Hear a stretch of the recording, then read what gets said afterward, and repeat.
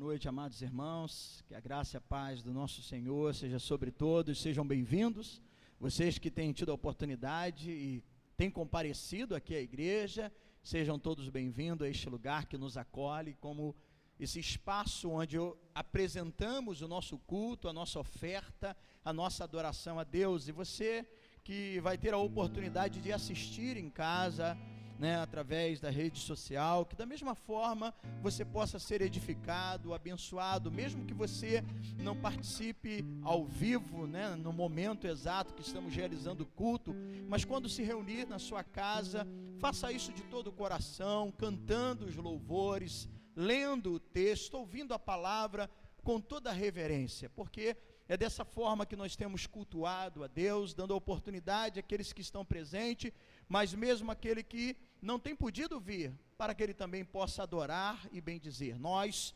somos a igreja, onde nós invocarmos o nome do Senhor, seja aqui no templo, seja no alto monte, seja nas profundezas do oceano, o Senhor ele está conosco. Então, que você assim em casa também seja ricamente edificado por Deus. Vamos orar neste momento. Feche os seus olhos.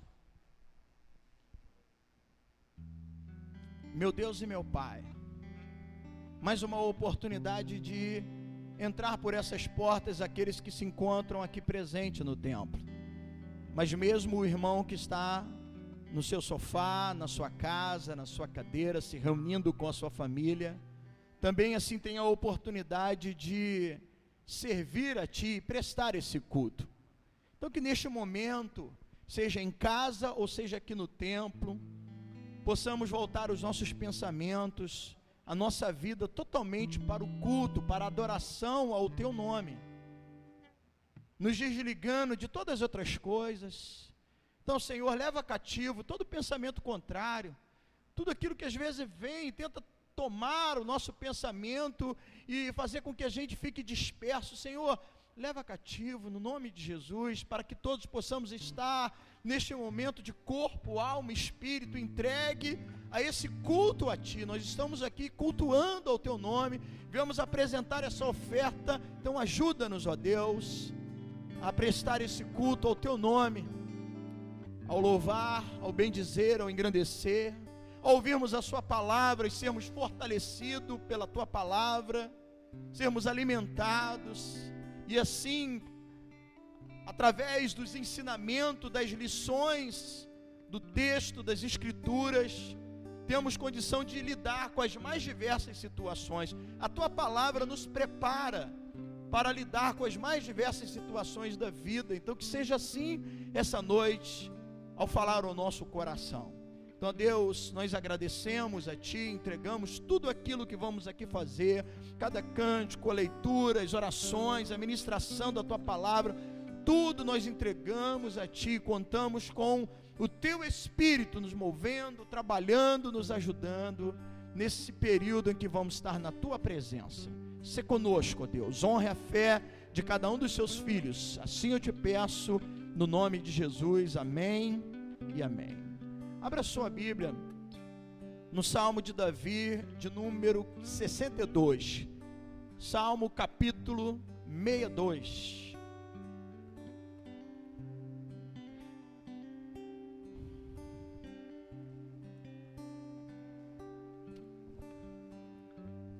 Glória a Deus, aleluia. Salmo 62, a partir do verso 1, amém? Diz assim: somente em Deus, ó minha alma, espera silenciosa, dele vem a minha salvação, só Ele é a minha rocha e a minha salvação, o meu alto refúgio, não serei muito abalado. Até quando acometereis vós a um homem, todos vós para o derribardes, como se fosse uma parede pendida ou um muro prestes a cair? Só pensam em derribá-lo da sua dignidade, na mentira se comprazem, na boca bendizem, porém no interior maldizem. Somente em Deus, ó minha alma, espera silenciosa, porque dele vem a minha esperança. Só Ele é a minha rocha e a minha salvação, o meu alto refúgio, não serei jamais abalado. De Deus depende a minha salvação e a minha glória. Estão em Deus a minha forte rocha e o meu refúgio. Confiai nele, ó povo, em todo tempo. Derramai perante ele o vosso coração. Deus é o nosso refúgio. Somente vaidade são os homens plebeus, falsidade, os de fina estirpe, pesados em balança, eles juntos são mais leves que a vaidade. Não confieis naquilo que extorquis, nem vos vanglorieis na rapina. Se as vossas riquezas prosperam, não ponhais nelas o coração. Uma vez falou Deus, 2 vezes ouvi isto, que o poder pertence a Deus, e a ti, Senhor, pertence a graça, pois a cada um retribui segundo as suas obras. Louvado e adorado seja o nome do Senhor. Esse salmo, como a própria sociedade bíblica, coloca aqui, é uma exortação à confiança. Somente em Deus espera, ó minha alma. Às vezes no silêncio, às vezes a gente tem que silenciar para ouvir a voz de Deus, para ouvir o Senhor falar ao nosso coração. Interessante que ele repete essa expressão no verso 5, somente em Deus, ó minha alma, espera silenciosa, porque dele vem a minha esperança. Então é uma exortação à confiança. Confie em Deus, dele vem a nossa esperança. Em tudo que estamos passando, em tudo que estamos enfrentando, mantenha a sua confiança, mantenha o seu olhar em Deus, porque ele é o Senhor que está conosco, ele nos abençoa. E como nós vamos agora cantar, louvar o nome do Senhor, você pode colocar a sua Bíblia no banco. Eu tenho um Deus que não vai deixar essa luta. Espera em Deus, confie em Deus, creia nele. Davi nos exorta a confiar no Senhor, independente das circunstâncias, e buscar a tua presença. Com isso, eu convido você a adorar, a glorificar a Deus independente das circunstâncias. Às vezes esse é um louvor incondicional. Nem tudo vai bem, nem todas as notícias me trazem alegria, mas eu louvo, porque os meus lábios não se fecharão diante das mais e diversas ameaças. Eu creio nesse Deus que cuida de mim. Aleluia.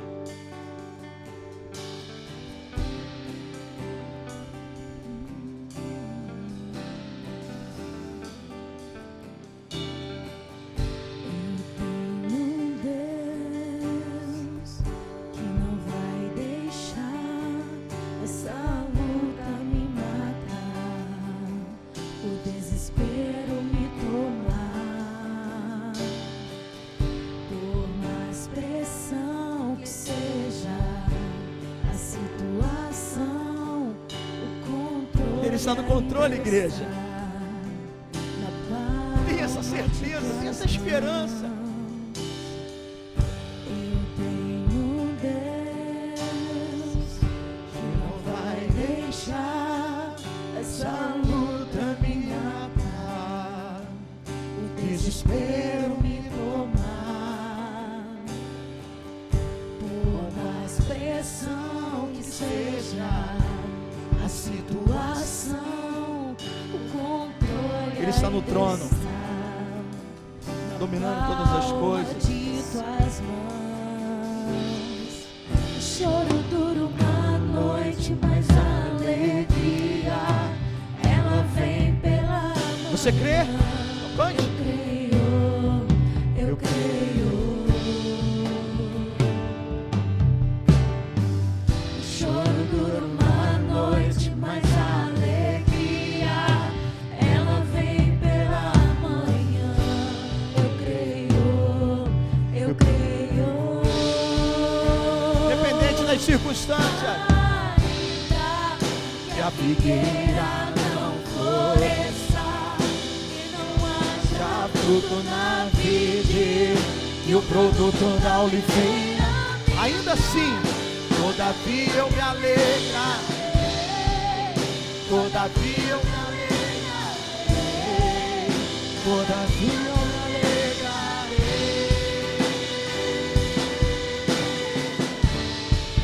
Glória a Deus, aleluia. Que a figueira não floresça, que não haja fruto na vide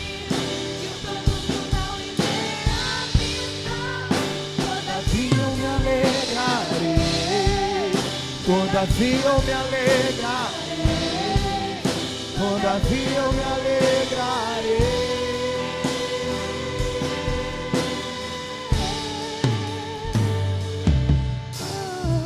O choro dura uma noite, mas a alegria, Diga. ela vem pela manhã. Eu creio. Oh, meu Deus, meus olhos estão em Ti, Senhor. O choro dura uma noite, Essa é a minha esperança. alegria, Minha alma guarda ela vem silenciosamente. pela manhã. Eu creio, eu creio. Ainda que a figueira não floresça, que não haja Fruto da vide e o produto da oliveira minta, todavia eu me alegrarei, todavia eu me alegrarei, todavia eu me alegrarei.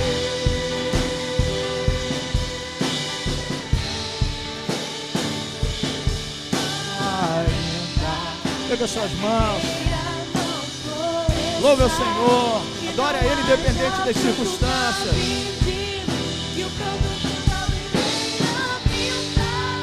Todavia eu me alegrarei, todavia eu me alegrarei, todavia eu me alegrarei.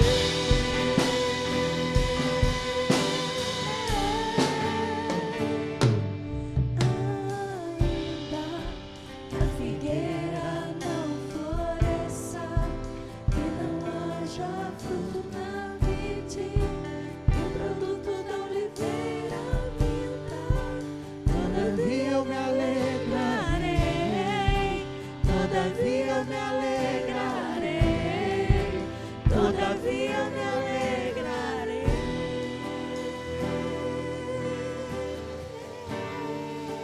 todavia eu me alegrarei,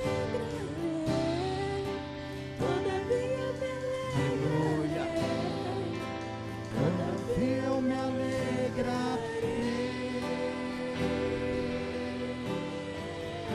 Louvado seja Deus. Aleluia. Temos vivido dias, amada igreja, a confiar, independente do cenário. Tal como nos dias de Abacuque, né? Essa canção é inspirada na oração de Abacuque, Abacuque 3.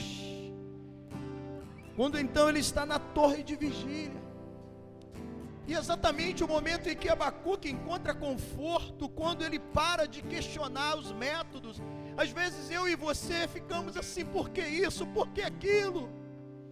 Olha tanta morte, olha tanta situação, miséria, as pessoas passando necessidade. Abacuque viveu esse dilema, igreja. Abacuque viveu essa questão, e ele começou a questionar os métodos, até que ele vai para a torre de vigília. E ali então ele silencia a sua alma, tal como Davi aqui nos exorta no salmo que nós lemos. E ele aguarda silenciosamente. E isso faz uma diferença enorme, porque ele acaba sendo fortalecido por Deus. E quando ele olha o cenário totalmente desfavorável, nada que pudesse contribuir para lhe dar esperança. Talvez você já viveu ou tenha vivenciado experiências assim. É como você ir tentar abrir a despensa para fazer ali o almoço e não tem nada na despensa. Quando você investe tudo numa situação e de repente você não vê o retorno, é como você plantar e não poder colher. Não ver o fruto do seu penoso trabalho.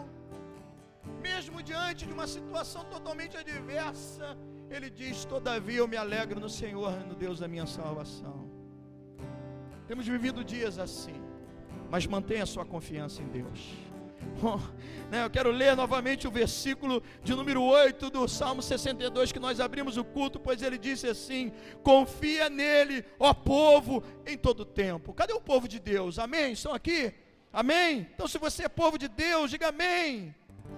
Confia nele, ó povo, em todo tempo. Derramai perante ele o vosso coração, porque Deus é o nosso refúgio. Adorar, amados irmãos, louvar é muito mais do que a gente cantar. É muito mais do que a gente acompanhar a canção ali projetada na parede. Vai além. É você conseguir arrancar da sua alma, mesmo às vezes com o coração abatido, ferido, com uma mente preocupada diante das situações, dos problemas a serem resolvidos amanhã. Mas agora não adianta você ficar se preocupando com o amanhã, porque não vai resolver. Mas se preocupar com o amanhã vai roubar esse tempo precioso que você tem de estar na presença dele. Então derrame seu coração e confie. Ainda que a figueira não floresça, ainda que o fruto, o produto da oliveira minta, confie no Senhor, se alegre nele. Ele é o Deus da sua salvação, ele é o seu refúgio. Mesmo quando às vezes tudo diz não, a palavra de Deus nos exorta a confiar, a prosseguir. Então, vamos cantar esse segundo hino com essa perspectiva, e se adorar, e se louvar. Estou aqui, Senhor, independente das circunstâncias, meus lábios não se fecharão. Eu não vou deixar de erguer as minhas mãos no santuário e bendizer a tua presença.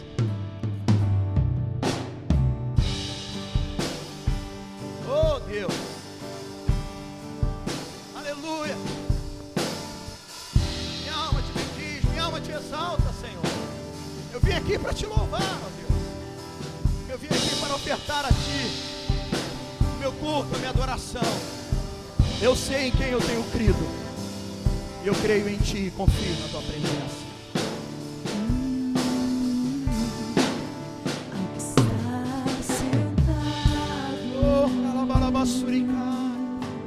Adore, adore aquele que está acima de todas as coisas. Que os olhos da fé você possa projetar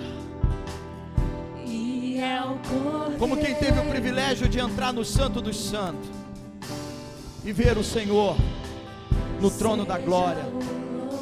E como súditos nos rendemos a Ele, adorando aquele que está sentado no trono.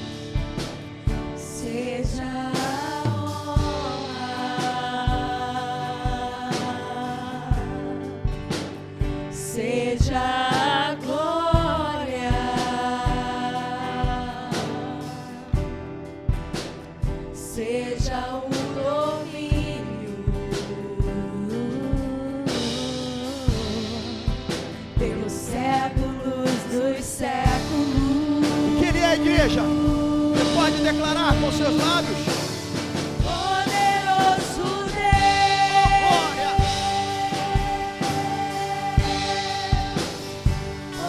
Poderoso Deus,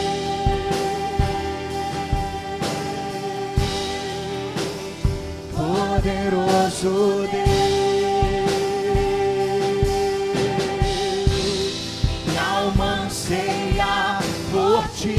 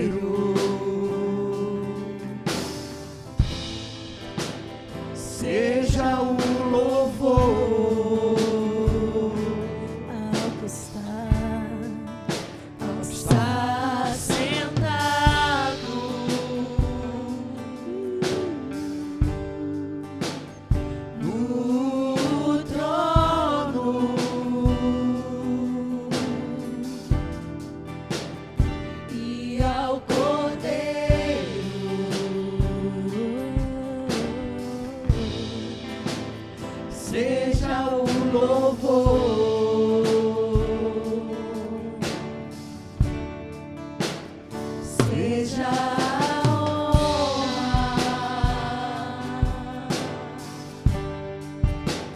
seja a glória, seja o domínio pelos séculos dos séculos. Seja a honra,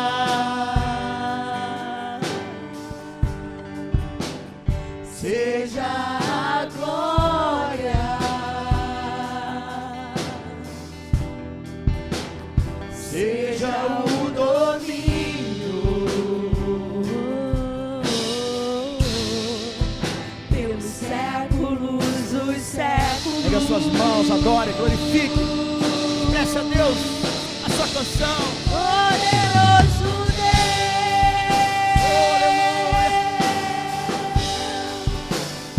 poderoso Deus,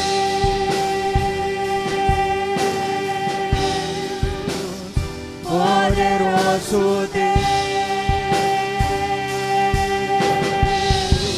minha alma anseia por ti.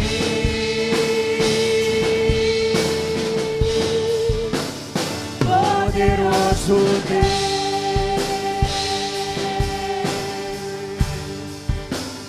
poderoso Deus,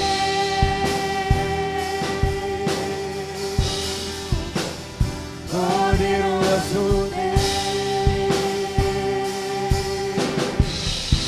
minha alma anseia por ti,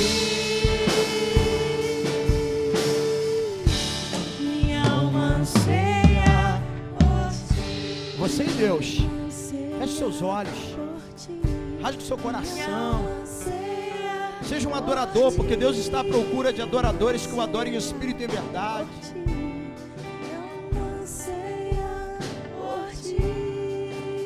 Fala da sua sede, do seu anseio, do seu desejo pela sua presença.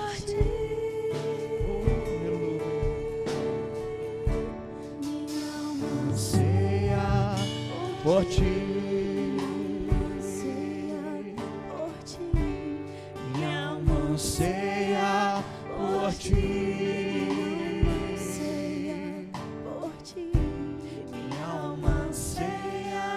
por ti,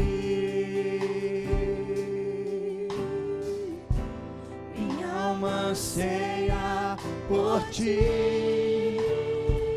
Ele é poderoso,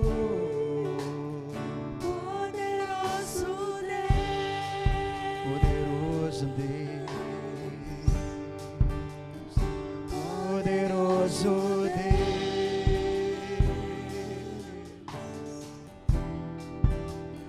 poderoso Deus,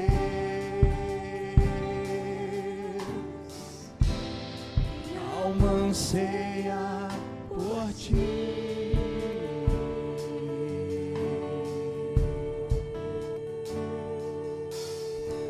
Glória a Deus, aleluia. Louvado seja a tua presença. Santo, santo é o teu nome. Glórias, glórias sejam dadas a ti.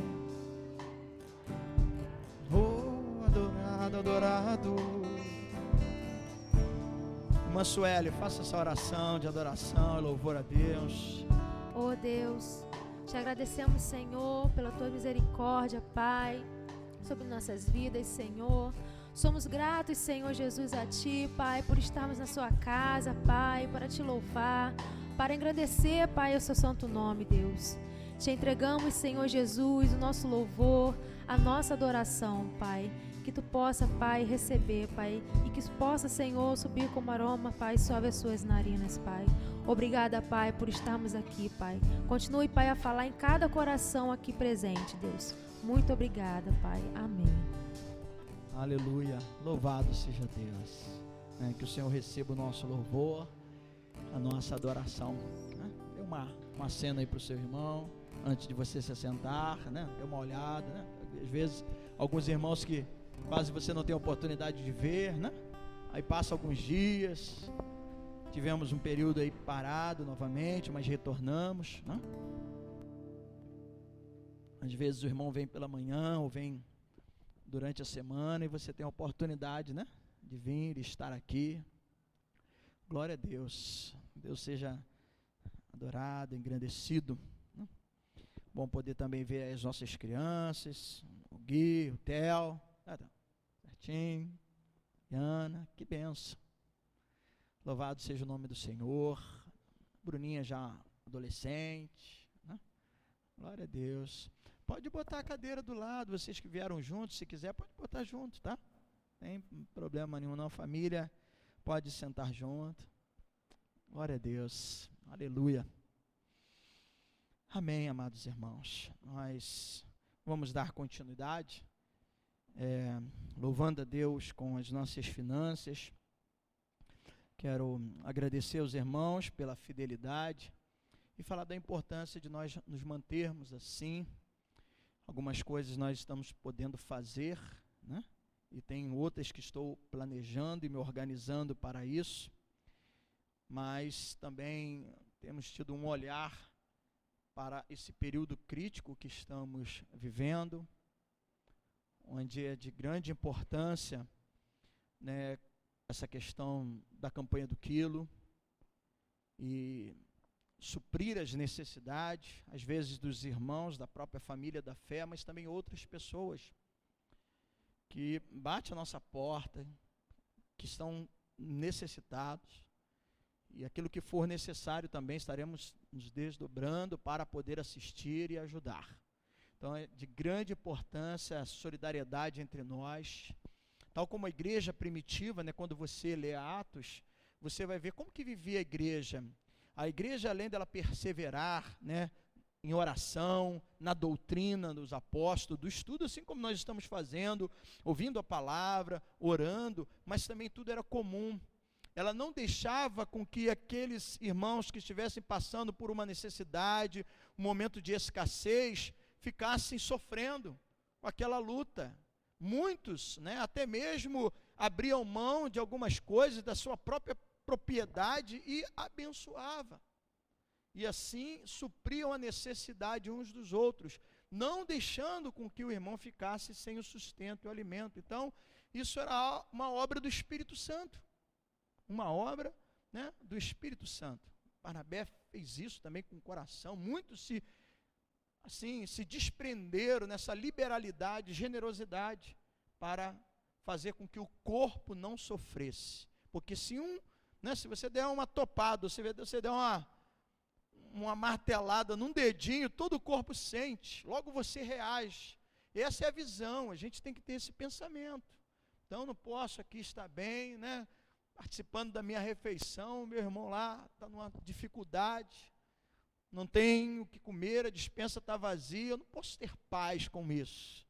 Então, é de grande importância essa mobilização, seja aqueles que trazem, né, o alimento não perecível, alguns têm dado oferta, e eu tenho conversado com Tayane, até mesmo para que a gente possa adquirir mais coisas. Eu aproveito que uma vez por mês eu desço para a reunião com o bispo Primaz no nosso presbitério, eu aproveito, né, as promoções lá embaixo, os atacadãos, mercadãos da vida aí, para poder trazer uma quantidade assim, somar com aquilo que os irmãos estão trazendo, porque além de membros da igreja, que são da família da fé, que nós precisamos assistir, outras pessoas, e nós não podemos fechar os nossos olhos, as nossas mãos, né, para as pessoas, a comunidade.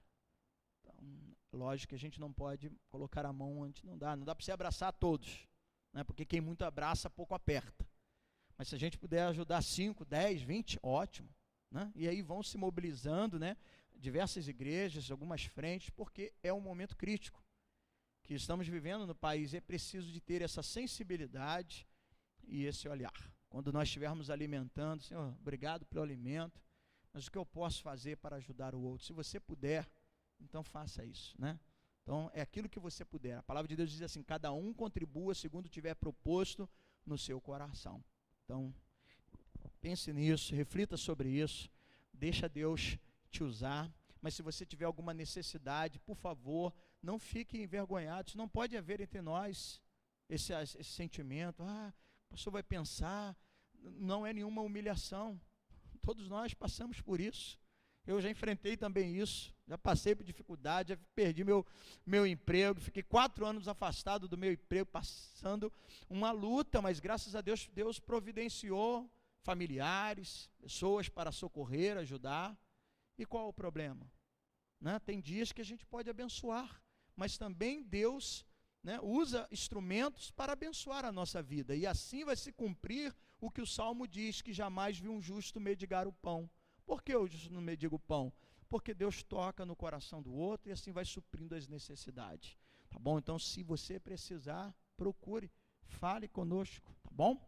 Deus abençoe assim a sua vida. E com isso, se você tem o seu dízimo, a sua oferta, e desejar trazer aqui à frente e depositar no gasofilaço, você pode fazer isso, e depois nós vamos estar orando e agradecendo a Deus, tá bom? Amém, vamos orar, vamos agradecer a Deus. Senhor, é com gratidão, primeiramente, rendendo a Ti toda a honra, toda a glória, reconhecendo as dádivas que temos recebido, o pão nosso de cada dia na nossa mesa, a roupa que vestimos, o teto que nos cobre. Ó Deus, muito obrigado, reconhecendo que toda boa dádiva parte do Pai das luzes, do Senhor, Jeová Jireh, o Deus da provisão. Então esse momento também é uma oportunidade de nós expressarmos a nossa gratidão. Nós não estamos pagando ou querendo comprar a sua bênção, porque não existe isso, isso é antibíblico. Mas o que nós fazemos é uma expressão de gratidão, de fidelidade, de reconhecer quem é o provedor, quem é o sustentador, quem é aquele que nos auxilia, quem é aquele que nos dá sabedoria na administração da nossa renda, para não gastarmos de forma desenfreada e não sermos pessoas desequilibradas, gastadores compulsivos, que acabam comprometendo, hipotecando o seu futuro. Não, então nós somos um povo de Deus, um povo de Deus é um povo que conta com a sabedoria do alto, porque Ele pede, e o Senhor dá, como diz o teu servo Tiago, livremente, aquele que pedir sabedoria. Então, esse é o momento que nós expressamos e agradecemos, porque o Senhor tem nos dado sabedoria. E então ofertamos, contribuímos, abençoamos a campanha do quilo, como estava falando, relatando com os irmãos e chamando a atenção para esse momento, que é de grande importância, esse olhar, essa solidariedade, o dividir, o partilhar uns com os outros, para que não haja pessoas passando necessidade no nosso meio. Não tem como nós ajudarmos a todos, mas pelo menos os nossos a gente não pode deixar faltar. E eu te agradeço porque além dos nossos, nós temos podido auxiliar e assistir outras pessoas. Isso é fruto da generosidade, do desprendimento da tua igreja, que também nos permite honrar os nossos compromissos financeiros, projetar, nos organizarmos para outros eventos, coisas que precisamos, estamos fazendo na tua casa, mesmo durante todo esse período turbulento, mas graças à fidelidade da membresia do povo, nós temos avançado. Obrigado, Senhor Deus. Receba essas ofertas, receba a fidelidade do teu povo, que entregamos a Ti nessa noite, e gratos por tudo que o Senhor tem proporcionado a nós, no nome de Jesus. Amém e amém. Louvado seja Deus. Que o Senhor abençoe a sua fonte de renda, que Deus abençoe a sua vida financeira. Nós vamos meditar na palavra do Senhor, mas eu queria primeiro fazer um destaque sobre uma boa palavra que nós recebemos hoje pela manhã. O diácono José Ronaldo pregando no primeiro livro de Reis, capítulo 17, do versículo 1 a 16, falando sobre a providência de Deus no tempo de escassez.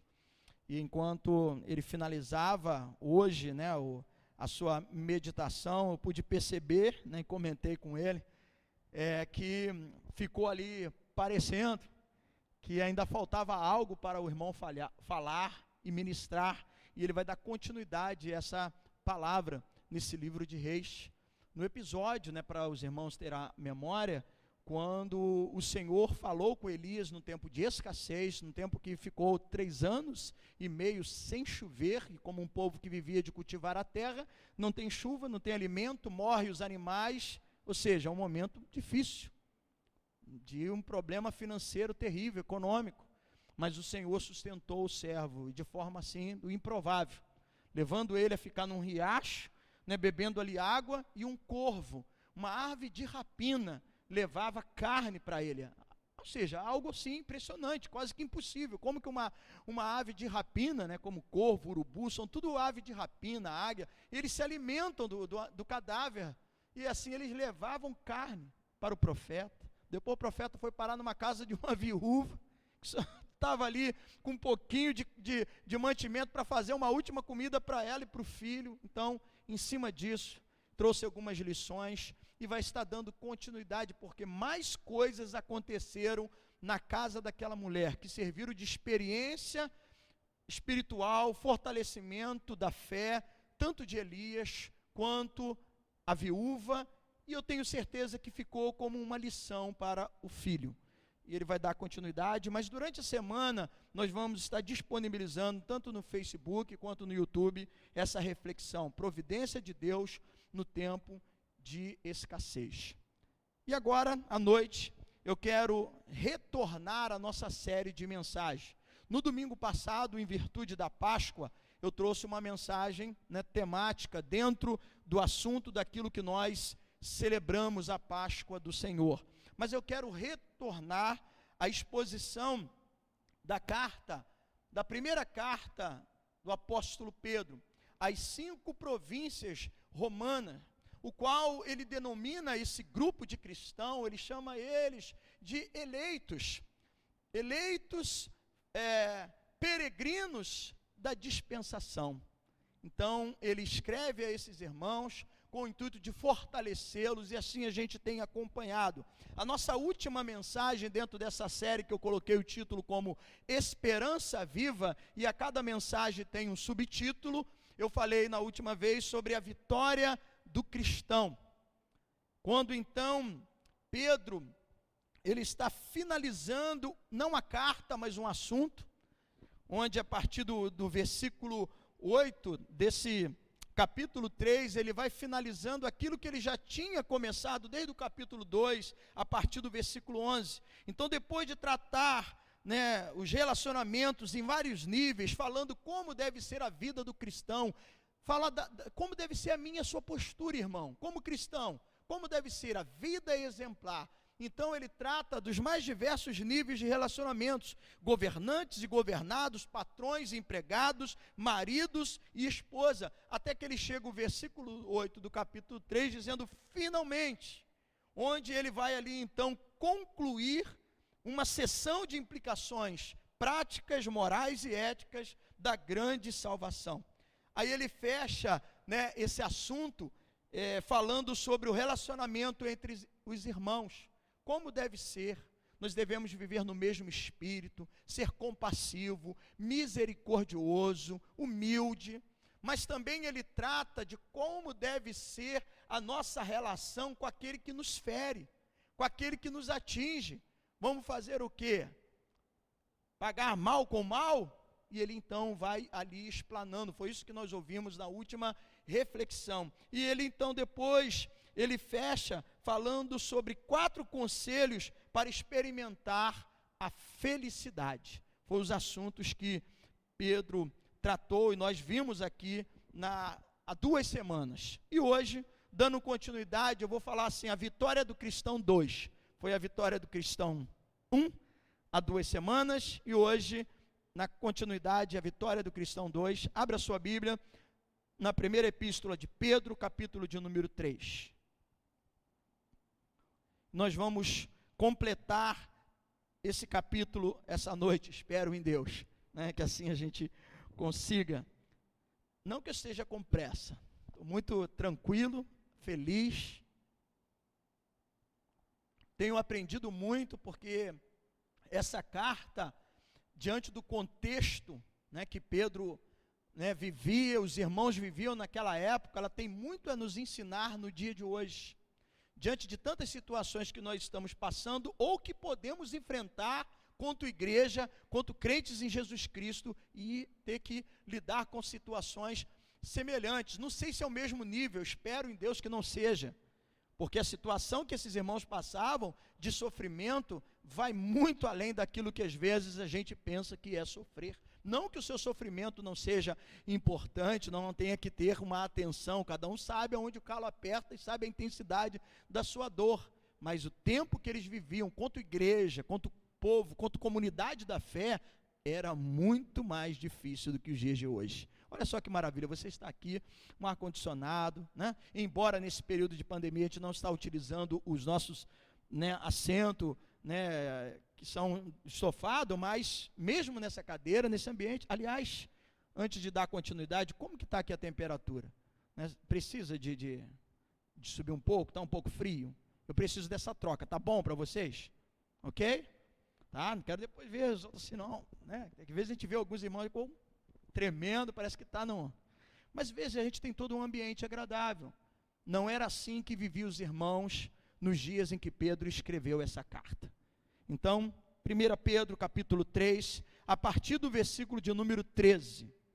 Vamos ficar de pé em reverência à palavra e ler até o versículo 22, concluindo aqui essa sequência de orientações do apóstolo Pedro. 1 Pedro 3, de 13 até o final do versículo 22. Ora, quem é que vos há de maltratar se fordes zelosos do que é bom? Mas ainda que venhas a sofrer por causa da justiça, bem-aventurados sois. Não vos amedronteis, portanto, com as suas ameaças, nem fiqueis alarmados. Antes santificai a Cristo como Senhor em vosso coração, estando sempre preparados para responder a todo aquele que vos pedir razão da esperança que há em vós. Fazendo, todavia, com mansidão e temor, com boa consciência, de modo que naquilo em que falam contra vós outros, fiquem envergonhados os que difamam o vosso bom procedimento em Cristo. Porque, se for da vontade de Deus, é melhor que sofrais por praticardes o que é bom, do que praticando o mal. Pois também Cristo morreu uma única vez pelos pecados, o justo pelo injusto, para conduzir a Deus. Morto sim, na carne, mas vivificado no Espírito, no qual também foi e pregou os espíritos em prisão, os quais, no outro tempo, foram desobedientes quando a longanimidade de Deus aguardava nos dias de Noé, enquanto se preparava a arca, na qual poucos, a saber, 8 pessoas, foram salvas através da água, a qual, figurando o batismo, agora também vos salva, não sendo remoção da imundície da carne, mas a indagação de uma boa consciência para com Deus por meio da ressurreição de Jesus Cristo, o qual, depois de ir para o céu, está à destra de Deus, ficando-lhe subordinados anjos, potestades e poderes. Uma palavra de oração. Deus e Pai, agradecemos a Ti pela rica oportunidade de mais uma vez meditarmos na Sua palavra. Toma diante de Ti neste momento o nosso pensamento, o nosso coração, para que a gente consiga absorver, entender, se alimentar dessa palavra, e assim também termos condição de lidar com as mais diversas situações, que assim como esses irmãos dos dias do apóstolo Pedro, ali ainda nesse processo de início da igreja primitiva, enfrentaram. E esses irmãos que estavam dispersos, esses irmãos que foram dispersos por causa da perseguição que sofriam, mas era a igreja, espalhada por cada canto, por cada uma dessas províncias, passando por luta, por adversidade, mas receberam essa palavra de orientação, que essa palavra também venha de encontro, nos alicerçando, nos fortalecendo, nos ajudando, para que quando enfrentarmos situações semelhantes, tenhamos também condição de responder bem e sairmos vitoriosos diante da adversidade. Assim eu te peço, ó Pai, no nome de Jesus. Amém e amém. Podeis assentar, amados irmãos. Louvado seja o nome do Senhor. Eu quero começar aqui, antes de entrar nos versículos que nós vamos estar expondo essa noite, com uma pergunta, porque no versículo 14 aqui, Pedro utilizou uma expressão muito conhecida, bem-aventurados, né? Todos conhecem essa expressão, né? Bem-aventurados, que literalmente significa o quê? Feliz, afortunado, ditoso. E eu te pergunto, ser bem-aventurado é algo bom ou ruim?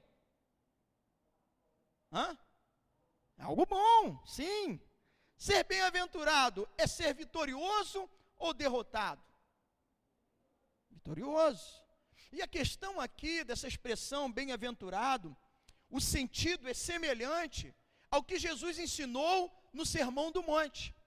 Quando Jesus começa o seu sermão no monte, Mateus capítulo de número 5, a partir do versículo 2, ele vai falar sobre 9 bem-aventuranças. Ele fala dos que choram, e assim ele vai falando, né, dos pobres de espírito. Lá pelo versículo 10, ele começa a falar daqueles que são perseguidos. Então, essa bem-aventurança aqui, o sentido é semelhante à do sermão. Refere-se aqui a algo mais que uma simples emoção superficial. Se trata de um bem-estar concedido por Deus àqueles que permanecem fiel ao Senhor. Aqueles que continuam firmes na fé, independente das circunstâncias. Então, se tratando aqui dessa palavra de ser feliz, né, vitorioso, bem-aventurado é algo bom, não é isso? É algo bom. Ser bem-aventurado é ser vitorioso, porque o bem-aventurado é o que vai ser galardoado, vai receber a coroa. Repetindo, Mateus 5,10, diz que são esses que são perseguidos que vão alcançar o reino dos céus. Tem uma promessa. Então, ser bem-aventurado é bom ou ruim? Ser bem-aventurado é ser vitorioso ou derrotado? Vitorioso. Mesmo que eu e você, diante do momento, uma situação, enfrentemos luta, dificuldade, ou venhamos passar por um sofrimento. E é isso que Pedro vai tratando aqui. E eu repito, né, o subtítulo nessa série, né, Esperança Viva, continua hoje sendo a vitória do cristão. Porque nós somos bem-aventurados. E ao concluir essa reflexão, essa mensagem, ao receber essas instruções que nós vamos receber aqui, a sensação, ou melhor, sensação não, a certeza que eu quero que você saia daqui essa noite, é que você é um vitorioso. Amém, irmãos? Você é um vitorioso em Cristo Jesus, mesmo que você venha passar por situações adversas. E quando passar por situações adversas, quando você lidar com um momento de sofrimento, que era o caso, contexto aqui dos irmãos dessas 5 províncias romanas, desses irmãos que estavam espalhados, desses eleitos de Deus, peregrinos da dispersação, mesmo que você venha enfrentar momentos de adversidade, como reagir ao sofrimento?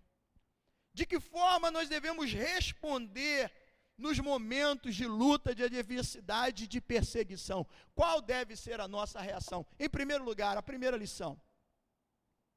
Primeira maneira da gente reagir, quando mesmo sendo cristão, temente, devoto a Deus, como eu e você devemos encarar as atitudes hostis que sofremos, ou seja, as perseguições.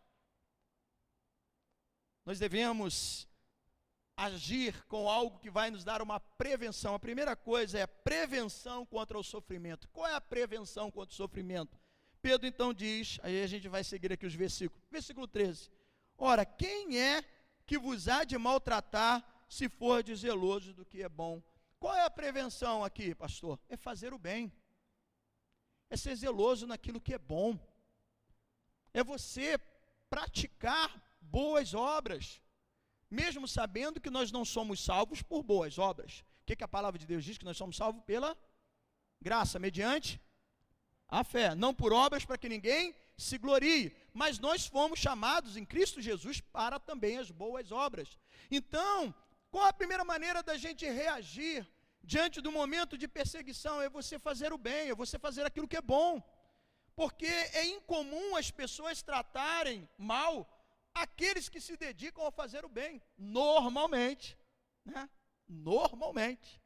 Quando alguém faz o bem, quando alguém tem uma prática boa, o que acontece? Ela é o quê? Elogiada, às vezes aplaudida, às vezes reconhecida. Então Pedro fala aqui, ele usa essa expressão, que nós devemos agir como pessoas que zelam. O versículo 13 novamente, a expressão que ele usa aqui me chama a atenção: se fordes zelosos do que é bom. Esse é o antídoto, essa é a maneira, a prevenção contra o sofrimento é fazer o bem, porque dificilmente, né, normalmente, uma pessoa que faz o bem, ela vai receber o mal em troca. Eu não estou dizendo que não possa acontecer o contrário. Dando continuidade no texto, nós vamos ver. Mas eu quero destacar aqui essa expressão que ele fala: se for de zelosos do que o bom. Essa palavra aqui, zeloso, né? A prática de ser zeloso, ela tem a mesma raiz na palavra zelotes, do grego zelotes. Sabe o que eram os zelotes na época de Jesus, ali dos judeus? Os zelotes eram uma tribo judaica de extremistas, radicais. Muitos deles até mesmo andavam armados, e eles então eram extremistas políticos que se rebelavam contra o Império Romano, e dava trabalho às vezes para o Império, para os soldados, porque eles andavam, né, a arma naquela época não tinha arma de fogo, eles andavam com armas, né, pontiagudas, punhal, e assim eles lutavam, mas eles eram extremistas, eles eram terroristas. E quando fala zelote, te lembra alguma coisa? Lembra? Sim ou não? O que lembra? Olha que interessante, os zelotes, como eu disse, eram extremistas políticos, radicais, tido como um terrorista. Aí quando você vê entre os 12, Jesus é tremendo, amados irmãos. Como que Jesus faz isso?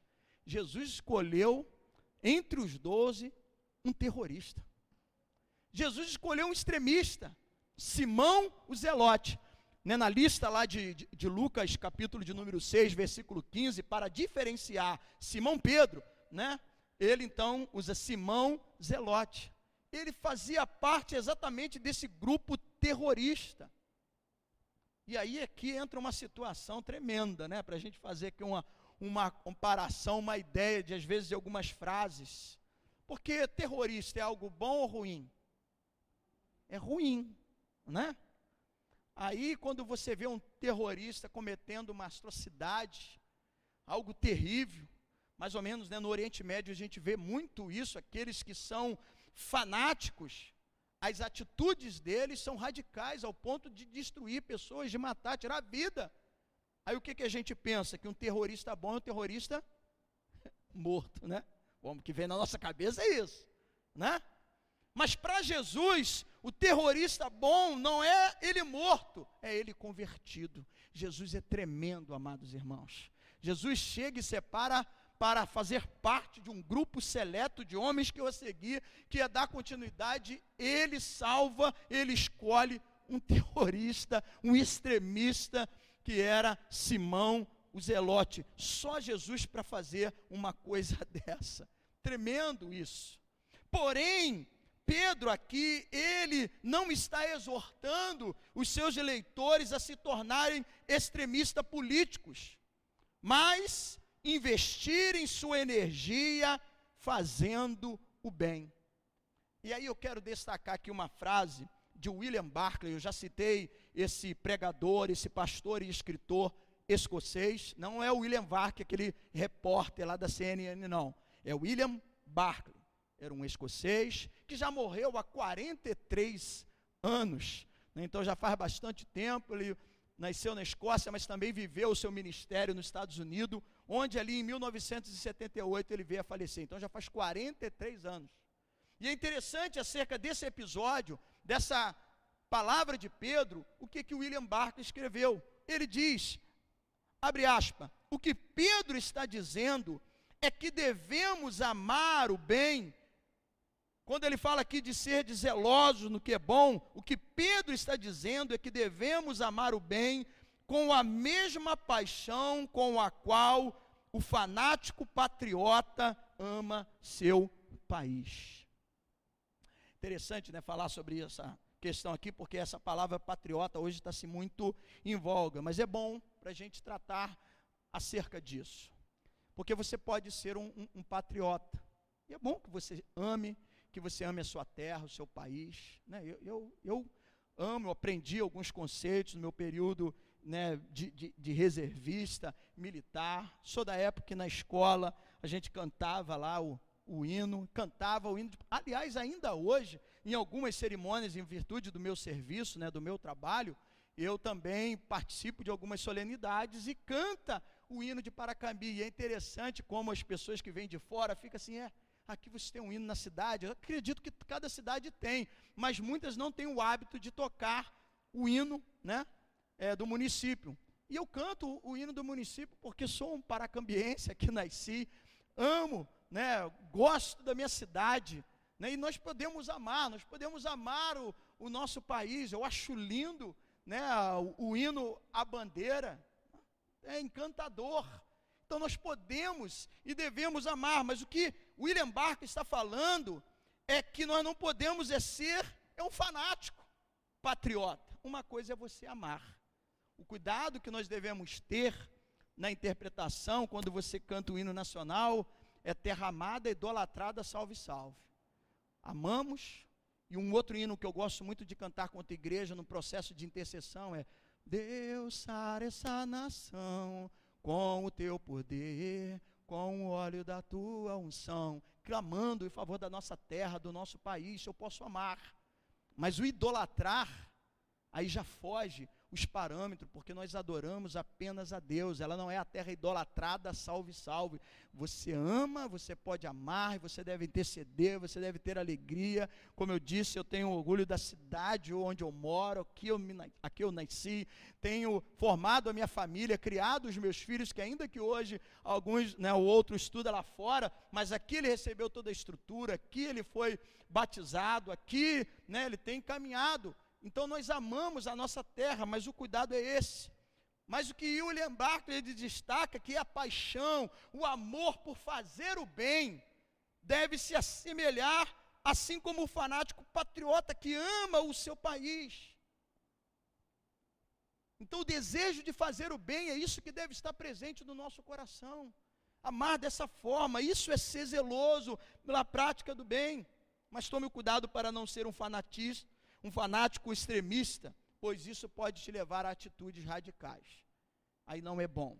Todo extremo não é louvável, é prejudicial, e a gente precisa ter um equilíbrio muito grande em nossos dias quanto isso. Nós somos cristãos, que servimos a Deus, amamos a nossa terra, cada um dos irmãos tem a sua predileção por algum aspecto, por uma linha, uma vertente, seja ela política e outros conceitos, mas não deixe com que o fanatismo tome o seu coração, porque senão a gente pode se tornar um extremista fanático, e aí a gente vai ter atitude que não condiz com a Escritura, com a palavra de Deus. E aqui, então, a primeira lição que fica, como reagir nos momentos em que somos perseguidos, no momento de sofrimento, é fazer o bem. É o que Pedro, então, disse. Quem é que vos há de maltratar, se fordes zelosos por aquilo que é bom? Quem há? Porém, ele não descarta a hipótese, porque o versículo 14, o que ele vai dizer? Mas ainda que venhais o quê? Sofrer por causa da justiça, ou seja, por você ser uma pessoa justa, por você fazer o bem, por você praticar, ainda que você seja zeloso naquilo que é bom. Aí ele diz, mas ainda que venha sofrer por causa da justiça, bem-aventurados sois. Aí eu repito, ser bem-aventurado é bom ou ruim? É bom. Mesmo que você venha sofrer. Então se você, né, está sofrendo, passando por uma situação de perseguição, de adversidade, como o povo aqui estava passando, sendo perseguido. Os pagãos falavam mal deles, eu já falei sobre isso aqui. Seus bens eram confiscados. Eles viviam dispersos, perambulando como peregrinos, pessoas que não tinham onde ficar, forasteiro. O lugar onde eles estavam, eles não poderiam dizer, aqui é minha terra. Você pode dizer, eu sou brasileiro, eu sou paracambiense. Eles não podiam dizer, porque eram forasteiros, andavam de um lado para o outro. Mas como eu já disse aqui, a esses que são perseguidos há uma herança, há um galardão. A eles pertence o reino dos céus. Então, a segunda lição que nós podemos tirar aqui, como reagir diante do sofrimento, como nós devemos agir, era enxergar a alegria no sofrimento, porque Pedro está dizendo, bem-aventurado sois. É que às vezes, amados irmãos, a gente só lê, eu já falei, né, e repito, não tenho problema nenhum em falar, né, a dificuldade que eu tenho às vezes com a caixinha de promessa. Então tem muitos cristãos que tem, às vezes até lá no serviço, lá tem uns que levam lá, falam, vamos ver qual é o versículo do dia.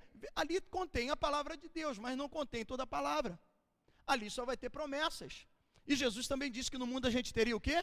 Aflições. Então às vezes a gente passa por certas adversidades, por momentos difíceis. Ora, hoje nós estamos enfrentando um cenário mundial, de um momento terrível, de apreensão.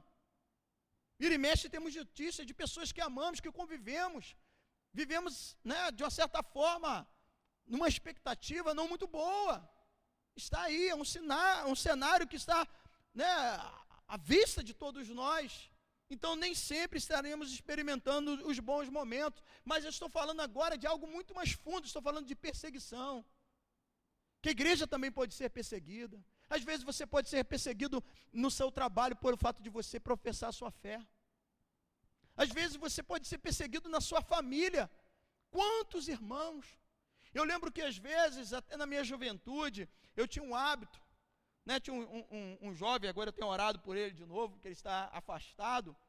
E quando não for às vezes, Rosilene até mesmo grávida do Pedro, e eu ficava com esse jovem de madrugada. Às vezes ele, por não poder orar em casa, que ele é perseguido, porque a família o recriminava pelo fato dele ter confessado a fé em Cristo, achava que ele era um traidor, porque eles foram tudo criados no catolicismo. Então esse jovem sofria uma pressão dentro da sua família, e às vezes eu ficava com ele horas. Nós íamos para um monte para poder orar, ele ter um momento de vida de oração, porque era perseguido na sua própria casa, na sua própria família. Quantos pais às vezes chegam e dizem assim, acha que você agora quer ser um crente, quer ser um Bíblia? Então dá o seu jeito. Você traiu a fé da sua família, você traiu a tradição. E às vezes nós passamos no trabalho, na sua circunvizinhança, as pessoas olham assim, pelo fato da gente ser cristão, pelo fato da gente se posicionar em determinada situação. Então nós podemos sofrer momentos difíceis. A questão é que por muito tempo, ultimamente, o Evangelho tem sido pregado apenas como algo que você só vai ter bênção, só vai ter vitória. E às vezes tem muitos irmãos que você passa na rua, ele vai te cumprimentar, e ele chega e diz, aí pastor, só vitória, né? Só vitória. Eu falo, não, irmão, tem luta também. Tem dia que a gente chora também. Aí o irmão fica meio assim, né? Sem graça. Porque ele acha que o cristão é aquela coisa, né, que ele não passa por adversidades. E isso me traz, sabe o quê? A galeria dos heróis da fé. Porque quando você vê a galeria dos heróis da fé, Hebreus 11 vai falando sobre o que é, dá a definição sobre o que é fé. Fé é a certeza de coisas que se espera, convicções de fatos que não se vê. Depois ele começa a falar dos patriarcas. Abraão, né? Vocês estão vendo aí a série Gênesis, né? Então fala de Abraão, vai falando de Jacó, vai mencionando Noé, fala sobre Moisés, fala de Sansão, o ato de bravura de Sansão, nas vitórias que ele teve contra os filisteus, fala de Gideão, que vitória de Gideão, só com 300 homens, olha a conquista, fala desses homens, fala de Davi, homens que superaram, venceram. Mas eu queria ler com você, a partir do versículo B, do versículo 35, melhor, versículo 35, a parte B de Hebreus 11, deixa marcado aqui, para a gente ver ali, quem também são os heróis da fé. Aí você vai entender essa questão. Hebreus 11, versículo 35, a parte B, porque a parte A ainda fala desses atos de heroísmo, de conquista, que venceram, que passaram por situações adversas, sobressaíram. Não diz aqui o nome, mas provavelmente, né, faz uma menção a Daniel, quando escapou a boca dos leões. Mas a parte B do versículo 35 diz assim, já achou? Hebreus 11, 35b. Alguns foram torturados. Ó, estou falando de galeria de heróis da fé, tá? Estou falando de heróis da fé. Alguns foram torturados, não aceitando o seu resgate para obterem superior ressurreição. Outros, por sua vez, passaram pela prova de escárnio, açoite, sim, até de algemas e prisões. Foram apedrejados, provados, cerrados pelo meio, provavelmente faz menção aqui ao profeta Isaías, mortos a fio de espada, andaram peregrinos, vestidos de peles de ovelha, de cabras, necessitados, afligidos, maltratados, homens dos quais o mundo não era digno, errantes pelo deserto, pelos montes, pelas covas, pelos antros da terra, heróis da fé, que passaram por todas essas situações, irmãos. Por quê? Porque nem sempre Deus nos livra do sofrimento, mas sempre nos capacita, Ele nos instrumentaliza quando passamos pelo sofrimento. Isso não quer dizer, irmãos, que o sofrimento é essencialmente bom, ou que as circunstâncias nos atingem em si mesmas são boas. Ninguém gosta de sofrer, nem deve gostar, nós não somos masoquistas, né? Estou aqui sofrendo, que bom, oh, que maravilha, estou passando aqui uma prova, mas eu estou tão feliz, né? A gente não é tão, não chegamos a esse nível, mas o que eu posso afirmar, que mesmo que a gente passe por adversidade, por cada uma dessas situações, é que Deus transforma as circunstâncias da vida em ferramentas para o nosso bem. Quer um exemplo? A vida de José. José passou por toda aquela situação no Egito, seus irmãos intentaram o mal contra ele, mas Deus transformou em bênção. Depois em casa você confere lá palavras do próprio José, Gênesis capítulo 50, versículo 20, onde ele, dialogando com seus irmãos, naquele momento do encontro, ele fala então, olha, vocês me fizeram mal, mas Deus transformou essa situação hoje para salvar a vida de todos nós. Então, assim que Deus faz, Ele transforma a situação, Ele muda as circunstâncias doloridas da vida em ferramentas para o nosso bem. Amados irmãos, perseguição depura a igreja, refina a igreja, não destrói. O que destrói a igreja é pecado. O que destrói a igreja é soberba. O que destrói a igreja é arrogância. Isso destrói a igreja, porque é pecado. Mas perseguição não, perseguição nos depura, nos torna crentes mais santos. E quando saímos de uma situação adversa, saímos o quê? Fortalecidos. Então, mesmo diante de uma situação difícil, consiga enxergar a alegria no sofrimento, porque Pedro diz aqui, você já confirmou, que ser bem-aventurado é bom e não é ruim. E ele então assim diz, mas se fores, voltando lá ao capítulo 3, versículo 14, né? Mas ainda que venha a sofrer por causa da injustiça, bem-aventurados sois. Não vos amedronteis, portanto, com as suas ameaças, nem fique alarmado, não tenha medo.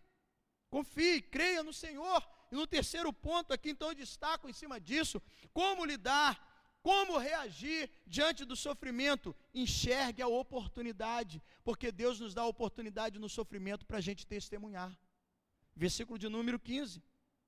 Antes, santificai a Cristo como Senhor em vosso coração, estando sempre preparados para responder a todo aquele que vos pedir razão da esperança que há em vós. Primeiramente, santificai. O testemunho cristão inicia pela própria fé que a pessoa tem, um coração submisso, de quem deseja agradar ao Senhor com as suas atitudes, com a prática do bem, ser zeloso naquilo que é bom. Se você assim é, se você obedece, se você ama a Deus, você não precisa de temer. É o que Pedro está dizendo. Você não precisa de ficar amedrontado. Mas Pedro fala de algo aqui importante na parte B desse versículo 15, ele diz assim: sempre preparados para responder. Aqui a palavra no grego é apologética, que é a defesa. Então você e eu devemos ter condição, né, de responder acerca daquilo que nós cremos, daquilo que nós confessamos. Então, em terceiro lugar, veja o sofrimento como uma oportunidade para você testemunhar do amor de Deus, para você falar de Cristo, mesmo quando você for perseguido, como Pedro foi. Pedro, em Atos, no capítulo 4, após aquela cura daquele coxo que estava na Porta Formosa, aquele paralítico, que entrou, né, saltando pelo templo, quando Pedro e João ali entrava para a oração e disse: olha, não tenho ouro, não tenho prata, mas o que tenho, isso te dou, levanta e anda em nome de Jesus. E aquele homem levantou, saltando dentro do templo. As pessoas ficaram maravilhadas, porque conhecia aquele homem, sabia que ele era paralítico. Pedro então, naquela oportunidade, começa a falar, pregar. E se você for ver lá o sermão de Pedro, amados irmãos, Pedro não está massageando o ego de ninguém, não. Pedro está sentando a lenha, Pedro está falando a vocês: precisam se arrepender do pecado de vocês, porque vocês estão aqui admirados. Nós não somos melhores do que vocês, não. Olhe para Cristo. E ele então começa a lhe expor a palavra, a falar, e as pessoas ficam impactadas com aquilo dali, maravilhadas. Aí algumas autoridades judaicas, sacerdotes, capitães, entram no templo, tenta abafar toda aquela situação. Quase 5.000 pessoas se converteram nesse segundo discurso. Primeiro, no dia de Pentecostes, após a descida do Espírito Santo, foram 3.000, e agora quase 5.000 pessoas. E aí então Pedro é levado para o Sinédrio, para as autoridades judaicas, pressionado, e aí ele começa também a falar para aquelas autoridades, porque Deus, amados irmãos, Ele vai te ungir, Deus vai te dar sabedoria, para você responder, para você fazer a defesa da sua fé, né, que é a apologética. Você vai ter condição de defender se é que você estuda. Então que bom que você está aqui. A importância de nós sabermos as Escrituras, porque quando pedir razão acerca da nossa fé, quando você estuda, quando você investe tempo em oração, em leitura da palavra de Deus, você vai poder falar, e Deus vai te dar autoridade. Mesmo que você possa não ter: pastor, eu não tive nenhuma instrução, eu não fui preparado, eu não fiz um seminário de teologia, Deus vai te dar sabedoria. Porque sem abrir a sua Bíblia, olha que interessante, Atos 4, versículo 13, aquelas autoridades, homens que eram estudiosos da lei, quando viram Pedro falando daquela forma, Pedro e João, olha o que eles disseram: vendo a intrepidez de Pedro e João, sabendo que eles eram o quê? Iletrados, incultos, eram semi-analfabetos, eles ficavam admirados e reconheceram que eles haviam estado com Cristo, porque Deus deu autoridade, intrepidez, abriu-se a porta para ele falar do Evangelho. Ora, 5.000 pessoas que foram salvas, amados irmãos. A gente pode estar aqui, né, para batizar 7. Pedro vai e prega, eu não sei quanto tempo diz que Pedro pegou, né? E esses homens também falavam com muita propriedade. 5.000 pessoas, que coisa tremenda, a unção de Deus. E você vai ver lá o texto de Atos 3, 4, no seu discurso ele estava cheio do Espírito Santo, e falando, e da mesma forma diante das autoridades ali ele estava, porque ele entendeu que aquele momento do sofrimento, e agora ele tem condição de passar e escrever essa carta, que era uma oportunidade. Às vezes nós estamos sendo perseguidos, e é uma oportunidade que Deus está nos dando. Por isso que perseguição não destrói a igreja, perseguição depura. O que destrói é pecado. A igreja às vezes, né, muitas autoridades, a igreja vai ser perseguida. Perseguição não destrói, perseguição refina o crente. Né, aqueles linguajar, né, meio, né, pentecostal, que a gente fala, porque ele está passando na moenda, né, está ali no estreito, mas Deus está nos preparando. Deus às vezes nos leva ao fogo, está nos refinando, tratando conosco, fazendo com que a gente seja lapidado. Sabe por quê? Nós somos uma pérola, mas para que possamos nos tornar uma pedra preciosa, é preciso que a gente entenda que primeiro a gente é uma pedra bruta, aí Deus vai nos lapidando e nos torna uma pedra preciosa. É assim que Ele faz. Então, perseguição depura a igreja. Vai ver a fé desses irmãos em lugares onde a igreja é perseguida. eles não, amados, eles não temem nada. Eles louvam, adoram a Deus, se reúnem em caverna, se escondem. Muitos não têm nenhuma Bíblia, mas têm alegria de servir e bem dizer a Deus. Às vezes nós reclamamos, às vezes nós encontramos tanta dificuldade para caminhar, para fazer a obra de Deus. Então perseguição depura, perseguição prepara o crente. E a quarta lição que nós podemos tirar aqui, quando nós enfrentamos, como a gente enfrentar, né, a perseguição, também fala um pouco da nossa postura, naquilo que da maneira como nós vamos defender a nossa fé. Porque, como eu disse, Pedro, cheio de ousadia, de intrepidez, cheio do Espírito Santo, pessoas foram curadas, pessoas foram libertas, como eu disse, 5.000 pessoas salvas, muito ali presente, mas olha, que o próprio Pedro falou no versículo 16, fazendo todavia, com o quê? Com mansidão, com temor, com boa consciência, de modo que naquilo que falam contra vós outros, fiquem envergonhados os que difamam o vosso bom procedimento.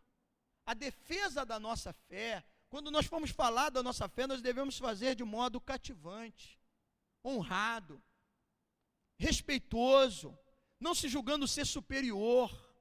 Não é apenas dizer, não é apenas responder acerca do que você crê, mas sim como você diz, como você fala. Não é simplesmente para ganhar um debate com o seu patrão, com o seu colega de trabalho, na sua circunvizinhança, com um político, com uma autoridade.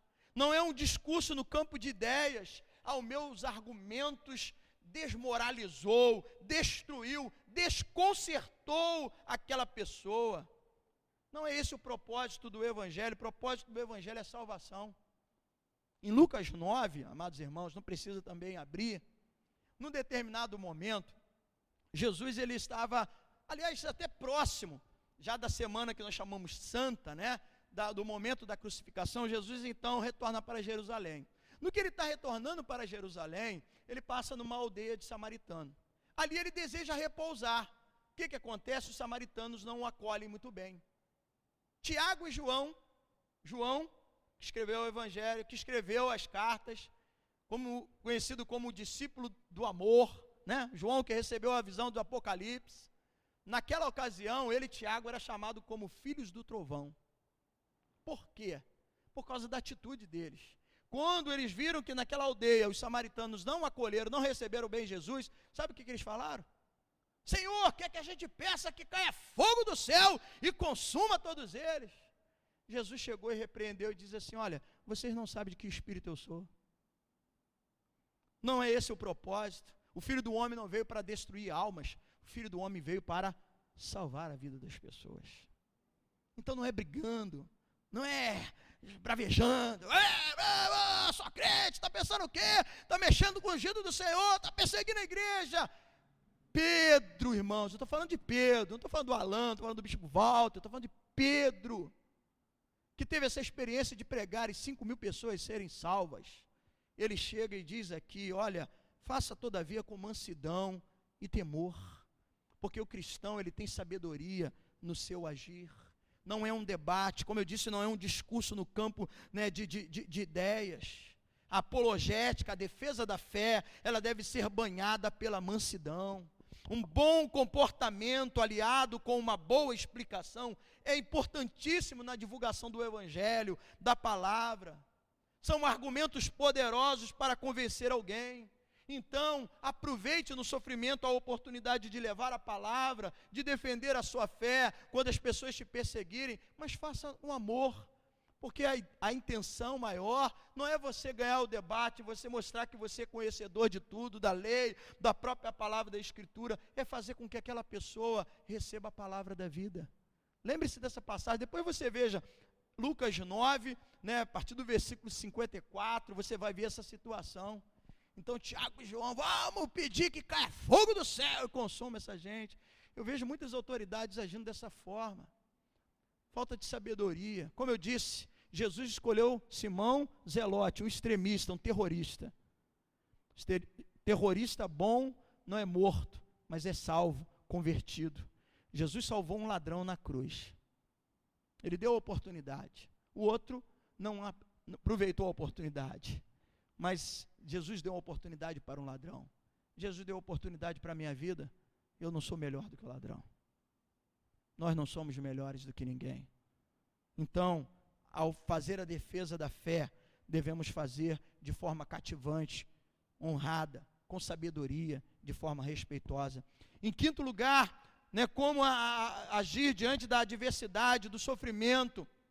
O versículo 17 diz assim: porque se for da vontade de Deus, é melhor que sofrais por praticardes o que é bom, do que praticando o que é mal. A questão aqui é exatamente o propósito no sofrimento. Como eu disse, o sofrimento, ele depura, ele não destrói o cristão. A perseguição não é para destruir, é para depurar. Às vezes Deus não nos livra no sofrimento, mas Deus nos exalta naquela situação adversa. Veja Daniel. Daniel, amados, ele tinha uma afinidade com o rei Dario. Ainda sendo um exilado, que foi levado cativo nos dias de Nabucodonosor, o reino de Nabucodonosor passou de Beltesazar, caiu, os medos e os persas assumiram, era então a grande potência. Ele não fazia parte dos medos e persas, mas quando então Dario seleciona 120 sátrapas, e mais 3 para serem supervisores desses homens, porque esses 120 sátrapas, eles estariam fiscalizando, sendo o administrador das cidades. E dentro desses 120 haveriam 3 líderes que iriam fiscalizar esses 120. E Daniel sobressaía ao ponto de Dario desejando colocar a ele como o principal em todo o reino. Eu te pergunto, quando você deseja colocar alguém como principal em todo o reino, isso significa que essa pessoa tem afinidade com ela ou não? Sim ou não? Sim, você confia, você tem liberdade. Então, será que Daniel tinha uma aproximação de Dario? Sim, mas quando Dario assina o decreto, quando esses sátrapas invejosos, por causa da fé de Daniel, do status de Daniel, e sabendo que Dario queria colocá-lo como um responsável, eles então fizeram com que o rei assinasse um decreto, e aquele que se curvasse diante de uma autoridade que não fosse o rei, deveria ser lançado na cova dos leões. O Senhor o livrou, impediu que Daniel fosse lançado na cova dos leões, sim ou não? Não, ele foi para a cova. E eu te pergunto, com toda a afinidade e liberdade que Daniel tinha, ele poderia dizer, eu sou acoche, né? Uma linguagem militar. Eu conheço o general, eu conheço o comandante. Daniel era assim com o rei. Ele não foi pedir ao rei Dario. Ele dobrou os seus joelhos, como ele fazia de costume 3 vezes por dia, e foi falar com aquele que de fato é o que está no controle de todas as coisas. E mesmo ele falando com aquele que está no controle de todas as coisas, Deus permitiu para provar a sua fé. Ele foi lançado na cova dos leões, mas chegando lá o milagre foi maior ainda, porque Deus não permitiu que nenhum leão tocasse nele. Esse é o Deus. Então, diante da adversidade, quando somos perseguidos, enxergue o propósito no sofrimento. As provações são pedagógicas. Abre a sua Bíblia em 1 Coríntios, quero ler 2 versículos contigo. 1 Coríntios 10.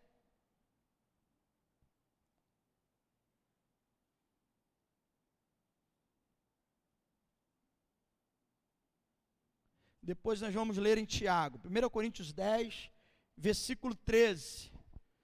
Entendendo então esse olhar, enxergando o propósito no momento do sofrimento. 1 Coríntios 10, 13, diz assim: não vos sobreveio tentação que não fosse humana, mas Deus é fiel e não permitirá que sejais tentado além das vossas forças. Pelo contrário, juntamente com a tentação vos proverá livramento, de sorte que possais suportar.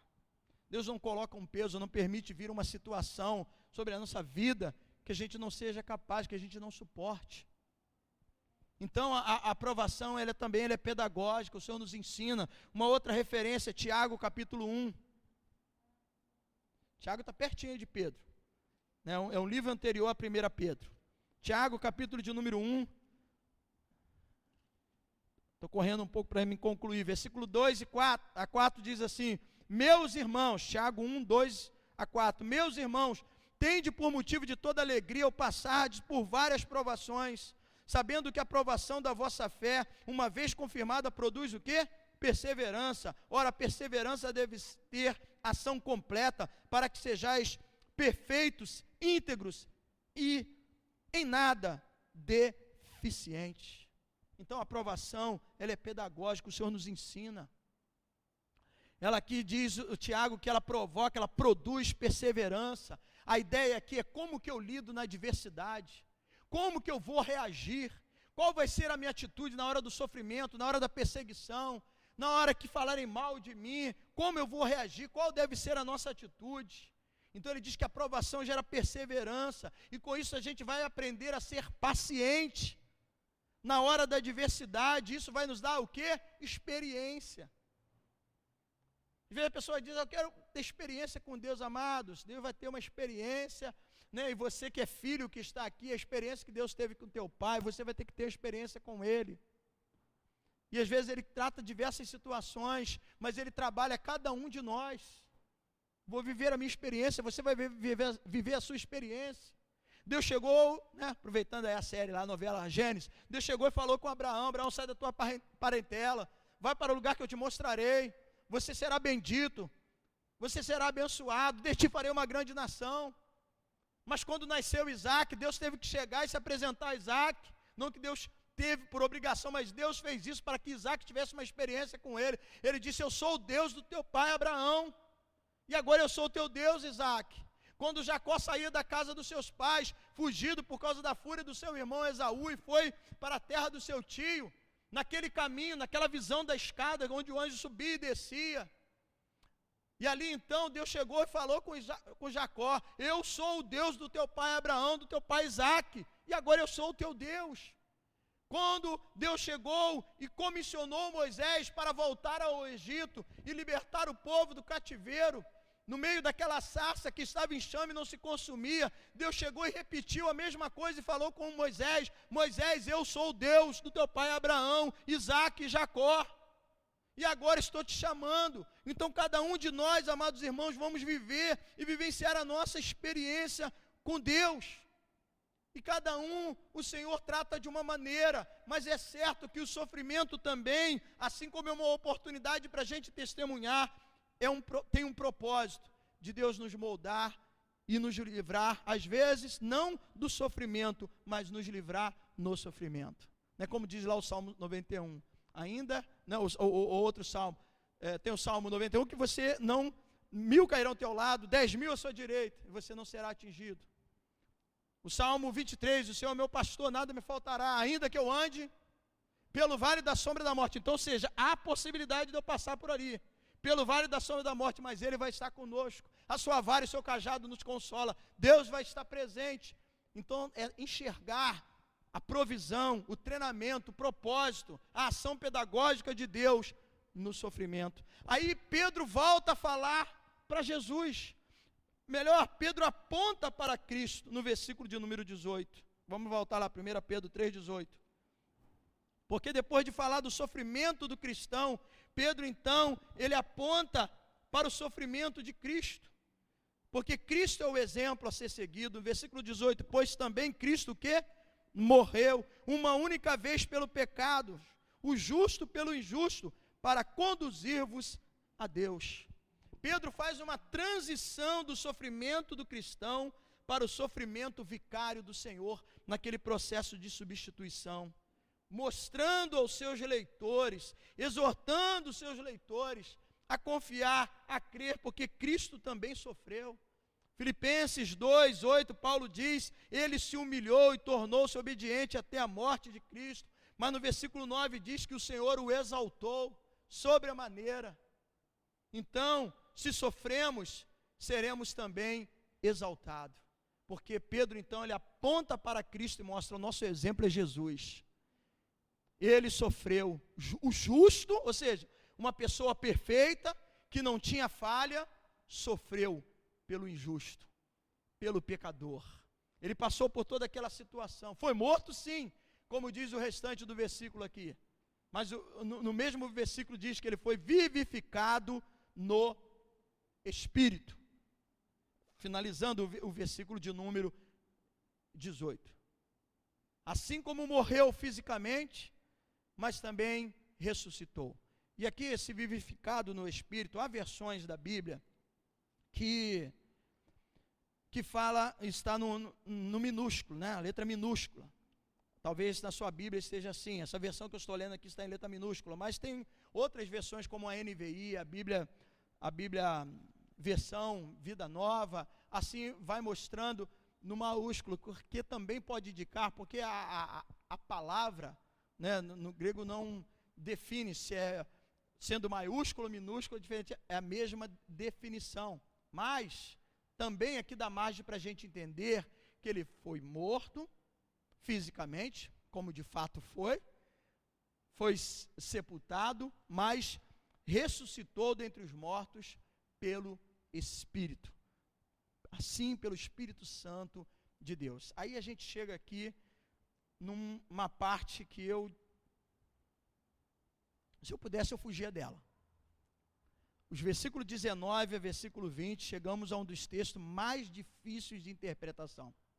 E aí eu vou pedir que você tenha um pouco de paciência, porque eu tenho que ser até um pouco técnico aqui para chegar a essa questão, mas esse versículo, a linguagem que Pedro usa aqui, vamos ler. Olha só. No qual também foi e pregou os espíritos em prisão, os quais no outro tempo foram desobedientes quanto à longanimidade de Deus, aguardava nos dias de Noé, enquanto se preparava a arca, na qual poucos, a saber, 8 pessoas foram salvas através da água. Esse texto é de uma dificuldade tremenda de interpretação, até porque não há consenso entre os estudiosos. A mestre, né, da história da igreja, não há um consenso entre eles. Eu achei interessante a fala do Augusto Nicodemos, né, um dos maiores expositores da palavra de Deus dos nossos dias, juntamente com Hernán Dias Lopes. Mas Augusto Nicodemos, ele citando Lutero, falando acerca dessa passagem, olha o que Martinho Lutero falou, abre aspas, uma passagem maravilhosa, mas obscura, provavelmente a mais difícil do Novo Testamento. Aí olha só que interessante, que Lutero disse, de certo que eu não sei o certo, o que Pedro quis dizer. Ora, amados irmãos, Augusto Nicodemos já é um crânio, como eu disse, um dos maiores expositores da palavra de Deus em nossos dias.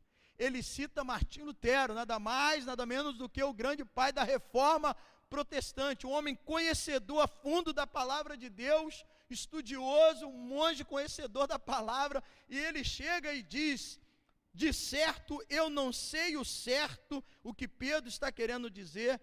Imagina esse pobre pastor Alain, se Martinho Lutero deu essa afirmação. Mas apesar, amados irmãos, da dificuldade, né, de interpretação dessa parte do texto, isso não afeta o restante da carta, que nós temos conseguido acompanhar, né, e assim absorver. Não altera. É como você comer um bom peixe. Aliás, hoje minha esposa fez um peixe muito gostoso lá na casa da mãe dela, estava muito bom.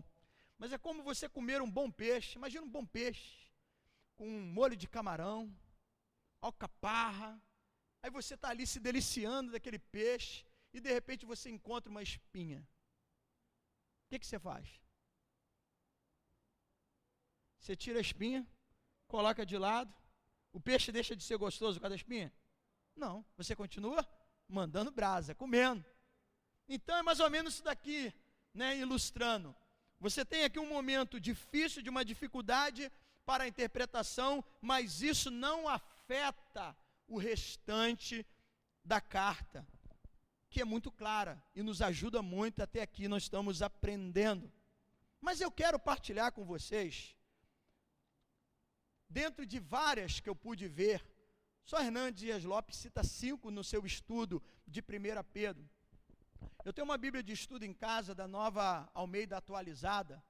Aí na nota de rodapé, ela fala de 3 situações, de 3 interpretações acerca desse texto.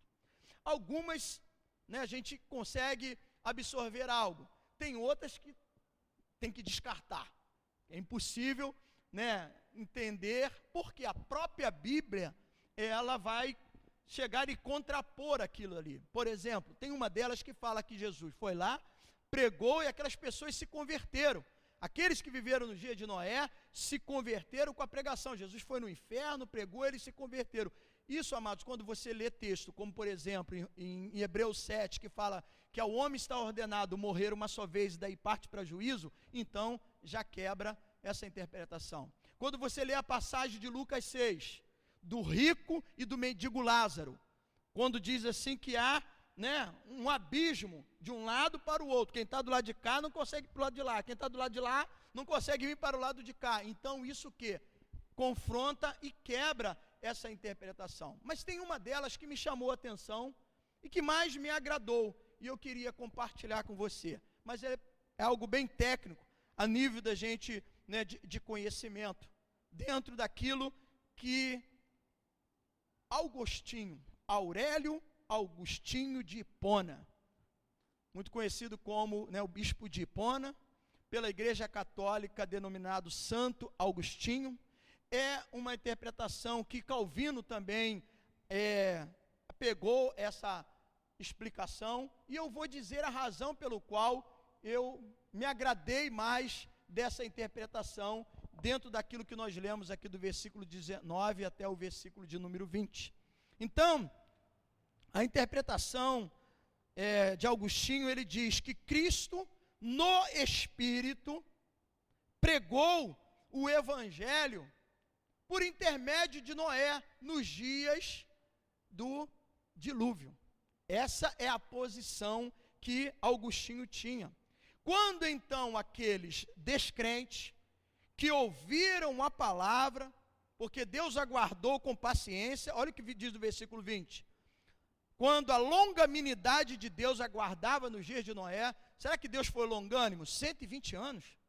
Sim ou não? Muito longo. A longanimidade de Deus foi imensa. Então, naqueles dias, através do Espírito de Cristo, Noé pregou, mas aqueles descrentes não atentaram para a pregação e desobedeceram. E com isso, eles se tornaram o quê? Cativos, porque sofreram o juízo. Aí o versículo 9 diz aqui, os espíritos cativos. E eu tenho aqui 3 razões para dizer o porquê esta definição, essa interpretação foi mais aceitável. Eu aceitei melhor, me agradei dela. Porque há 3 razões aqui que dão apoio a esse ponto de vista. Ou seja, vou repetir, Agostinho falou que Cristo, por intermédio de Noé, nos dias do dilúvio, pregou, e aquela geração descrente não valorizou a mensagem, desobedeceu e por isso sofreram um castigo, não apenas de serem afogados, mas de serem condenados ao inferno. São os espíritos em prisão. Primeira razão pelo qual, né, eu atentei como aceitável. Pedro, na sua segunda carta, segunda carta de Pedro, capítulo 2, versículo 5, Pedro chama Noé do pregador da justiça. Então esses são argumentos que apoiam essa definição de Agostinho, quando ele disse que Deus não poupou o mundo antigo, mas preservou Noé, o pregador da justiça. 2 Pedro 2, 5. Essa é a primeira razão. A segunda razão, porque eu acredito, ou foi mais aceitável para mim, essa explicação da interpretação de Agostinho. Pedro diz que o Espírito de Cristo, nós já lemos isso aqui, estava falando através dos profetas no Antigo Testamento.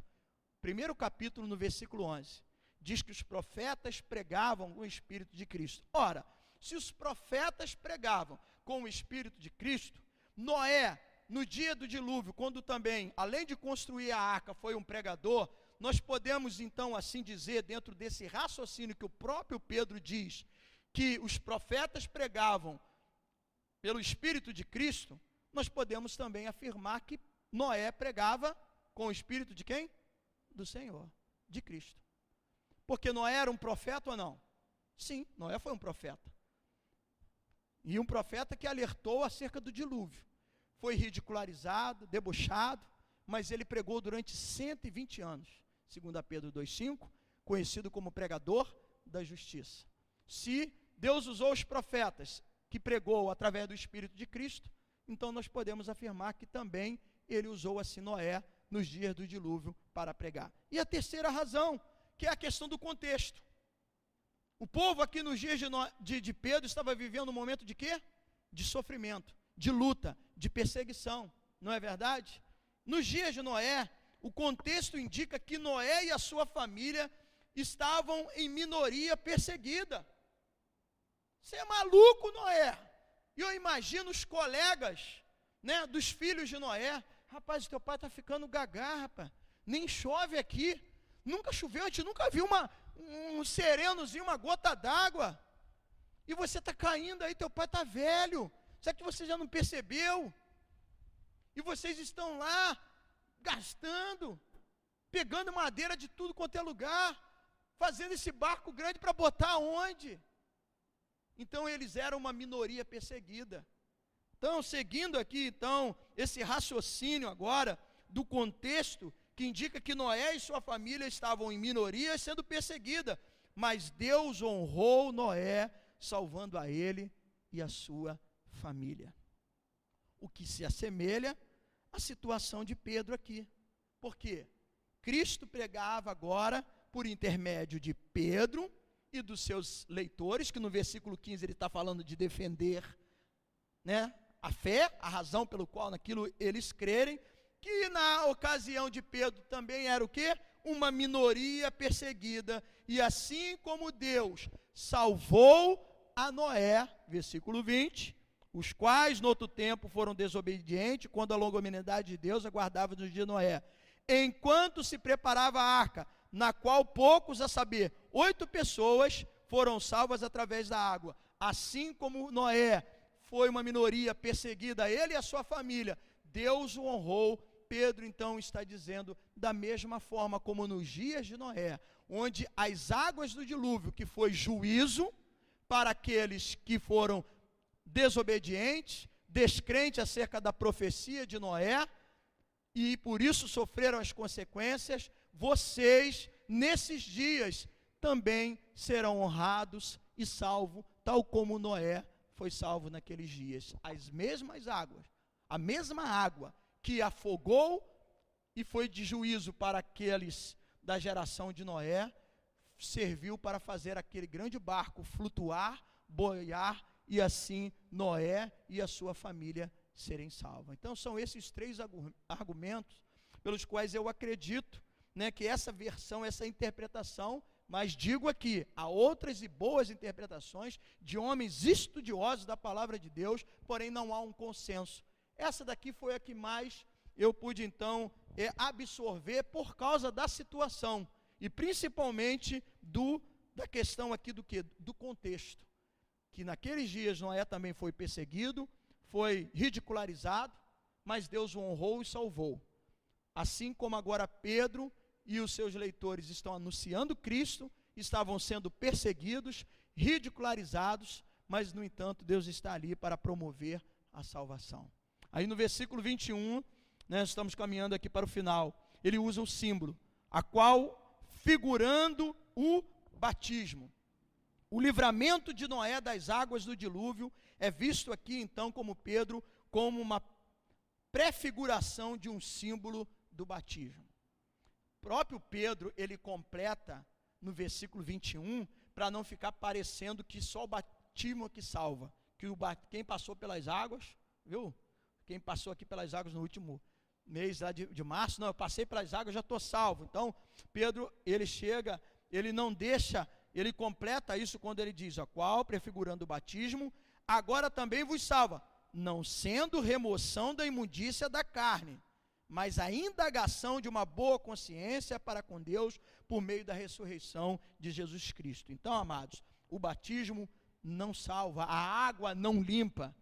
Ainda que o pastor Alain aumentou, né, a quantidade de cloro no último batismo, para não dar possibilidade alguma de alguém ser contaminado pela Covid, quando então eram ali, né, na imersão do batismo, eu aumentei, eu expliquei isso no dia do batismo aos irmãos, para que não houvesse nenhuma preocupação, porque em contato com a água clorada, né, aquela cápsula protetora do vírus, ela não se torna resistente, ela se deteriora, ela se destrói, e por isso não há uma transmissão numa água clorada, ainda que a pessoa pudesse dar um espirro. Pastor Alain aumentou a quantidade de cloro, mas a quantidade de cloro, deixando aquela água, né, assim bem, o pH também elevado, não limpa o pecado.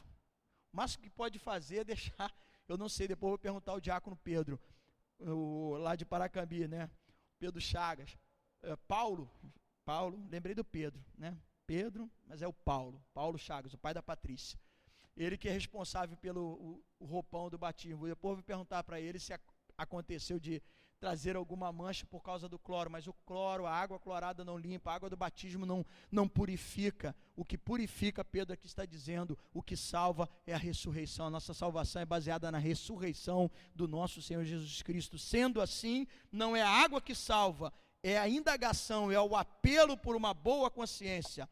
Eu definiria o batismo é um símbolo externo de alguma coisa que deve acontecer internamente. Esse é o propósito do batismo. É algo externo, é um símbolo que deve acontecer no interior de cada um de nós. Aí Pedro conclui aqui, para a gente fechar o capítulo 3, ele retorna a Jesus Cristo. Pedro, ele retorna à pessoa de Cristo para concluir, seguindo o mesmo padrão, ou seja, o título da nossa reflexão de hoje é o quê? A vitória do cristão. Então o que Pedro está concluindo? Quando é assim ele diz, o qual, depois de ir para o céu, está à destra de Deus, ficando-lhe subordinado a anjos, potestades e poderes.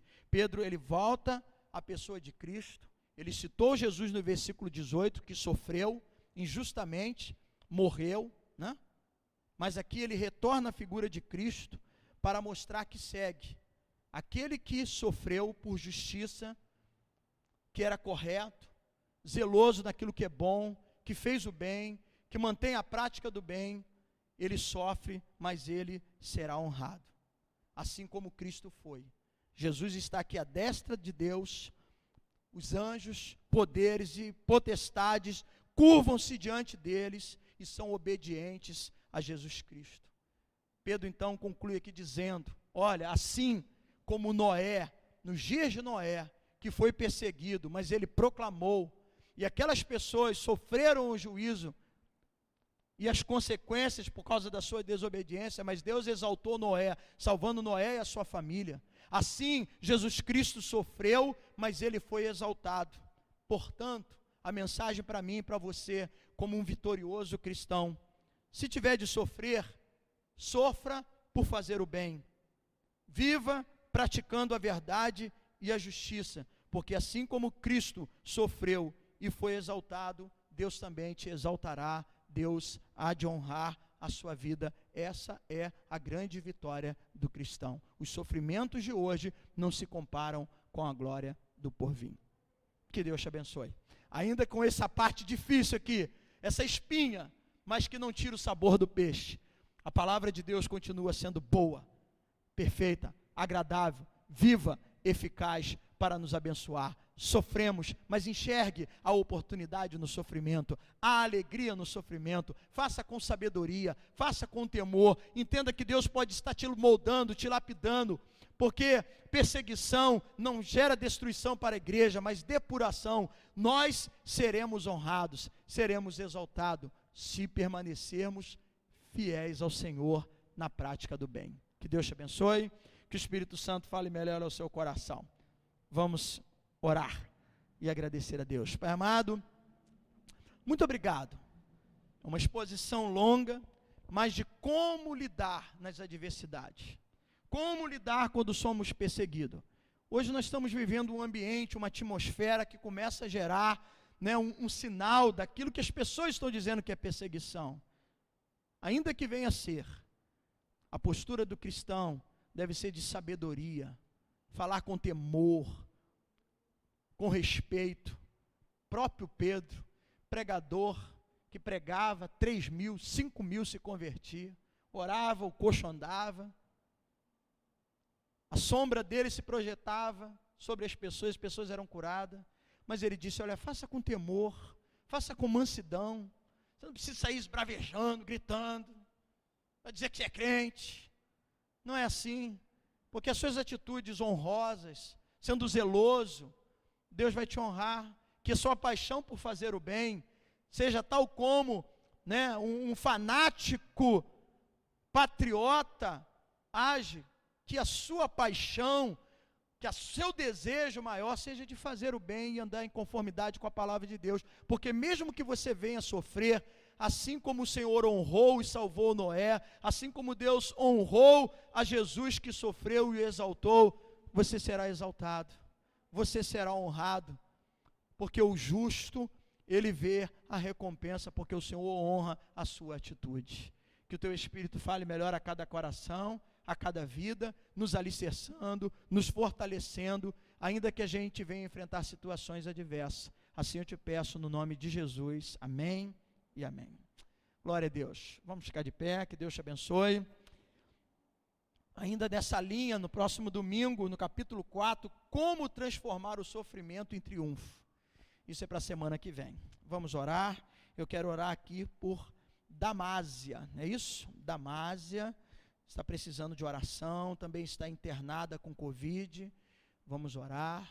Hoje pela manhã eu mencionei aqui o pastor Carlos Lira, pastor da Igreja Cristã Nova Vida no Fonchen, em Queimados, né? Nós temos pelo menos 4 igrejas Nova Vida em Queimados, né? Um é o pastor Álvaro que pastoreia, outro pastor Fábio, outro pastor Edia, do Fonchen é pastoreado pelo pastor Carlos Lira, ele foi transferido e precisa das nossas orações. Vamos interceder pela irmã da Sheila, Sandra, né? Vamos interceder e pedir a misericórdia de Deus. Há outras pessoas com outras enfermidades, irmã Valdelaine, que é a mãe do Arley, né? Os jovens aí sempre dão uma ligada, né? Procura saber, dá um apoio. O Arley tem vivido esses dias assim bem sozinho, de vez em quando ele vai para a casa da tia, e é preciso que a gente se faça presente. Agora é a hora, né, de fazer valer o viver em comunidade, né, se compadecer da dor do outro. Então, jovens, entre em contato, dê uma ligada, faça isso, tá bom? E nós vamos orar, porque é a oração da fé que sara, que cura, nós dependemos disso, amados. Não vamos deixar de orar, ainda que as notícias possam ser as piores, mas o justo viverá pela fé. Amém? Estenda suas mãos. Senhor, temos adorado o teu nome, glorificado a tua presença, ouvido a tua palavra. Gastamos hoje aqui um bom tempo expondo as sagradas escrituras, uma hora de ministração, de estudo, mas o que nos fortalece e que nos dá condição da gente, né, fazer a apologética, a defesa daquilo que nós cremos, é o conhecimento da palavra. E Deus vai nos inspirar, nos fazendo pessoas intrépidas, ousadas, como aconteceu com Pedro. Mas quando ele expôs, ele não falou, não, é bênção, é assim mesmo, não. Ele falou das escrituras para aqueles homens. E eles perceberam que aquele homem iletrado, semi-analfabeto, sem qualquer tipo de instrução e estudo, falou com propriedade, porque ele guardou a palavra no coração. Só pode guardar quem estuda, quem tem prazer em ouvir a pregação, e é o que vai nos dar condição da gente vencer os dias maus, é estar alicerçado na palavra de Deus. Então, ó Deus, muito obrigado. E agora, nos despedir uns dos outros, e entregarmos esse culto a Ti, nós lembramos de cada um desses nomes que eu mencionei. Irmãos, familiares, amigos pastores, que estão passando por situações, em virtude dessa enfermidade, dessa doença, desse vírus terrível, mas também outras pessoas que estão dependendo de uma cirurgia, como a irmã Valdelaine, mãe do Arley. Ó Deus, nós oramos, pedimos a sua misericórdia, a sua graça. Me veio aqui agora, Senhor Deus, a vida da irmã Abigail e seu esposo Gerson. Ambos estão com uma situação crítica, com um câncer. Que o Senhor, na tua misericórdia e graça, visita esses irmãos que nós amamos, ó Deus. Gerson, uma simpatia de pessoa, Abigail, ó Deus, uma pessoa tão amorosa, tão incentivadora. Senhor Deus, visita esses nossos irmãos que estão nesse quadro tão difícil, mas o Senhor é poderoso para fazer infinitamente mais de tudo o que pedimos e pensamos, e nós clamamos a sua misericórdia. Pedimos que o Senhor continue consolando aqueles servos seus que buscam o conforto no Espírito Santo, que têm perdido os seus entes queridos, como a irmã Tatiane, Senhor Deus, como a Valcirema, Senhor Deus, que perdeu a sua nora nessa semana. Deus, são tantas situações, só o seu Espírito pode dar a esses irmãos a força, a condição. E eles conhecem o seu Espírito porque eles pertencem a Ti. Eles têm intimidade contigo. Então, Senhor, aqueles que têm intimidade, libera do Teu conforto, do Seu consolo a cada um desses irmãos. Assim eu oro, ao interceder por cada nome, por cada situação, pedindo a Sua misericórdia e a Sua graça. Leva-nos agora em paz, de regresso ao nosso lar, debaixo das Suas santas e poderosas mãos. Nos conduza, ó Pai, e receba a nossa adoração. Que a graça do nosso Senhor Jesus Cristo, o amor de Deus e a consolação do Espírito Santo seja sobre todos. Amém e amém. Tenha uma boa noite, vá em paz, que Deus te abençoe rica e abundantemente.